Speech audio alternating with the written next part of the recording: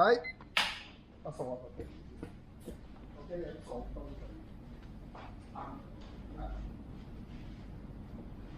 撩佢哋巴油嗰啲咧，成日都用啲手指腳趾咧，跟住麻甩地出就講啦。仆街次次上完堂咧，都好似嗰啲慶祝完咧灑完嗰啲豆腐菜帶咁樣。頭先咪成地都係啊，頭先成地都係。一地啦。我又嗱，我都係我攀聽手咧，我通常係攀石先用嘅。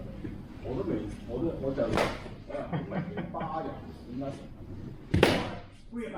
成日捉嗰啲級啊嗰啲關好痛，搞嗰啲推文。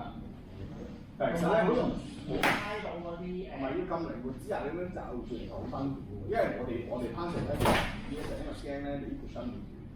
我哋係啊，我哋揸住，因為係之前有個玩即係要玩吉他嘅，跟住喺度上即係啲上嚟度又係夾埋，跟住即係一拆斷咧就夾埋咗啊嘛，跟住撞斷咧就冇嗰個人係，因為你冇機會啊嘛，我玩全部都人帶嚟㗎嘛。所以嗰陣時我哋咧通常就係呢兩個位，我哋永遠都係攀石呢個，我哋決定呢個，因為呢個就唔平，但係有啲師傅試過咧甩手波，其實一扯成條筋斷咗嘅。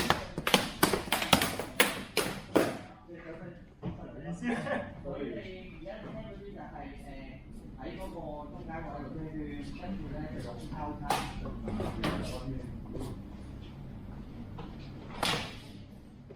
即係好似打手咁打咯，即係攞住兩間邊咧捐。係啊，即係嗰樣嘢。咁有啲就係將啲腳趾咧。我諗係咪手去照成咁嘅喎？即係可能。即係嗰個頭係冇用嘅。跟住呢兩隻放埋一齊，呢兩隻放埋一齊咁樣。就係咁。唉，見到需要咁用手指。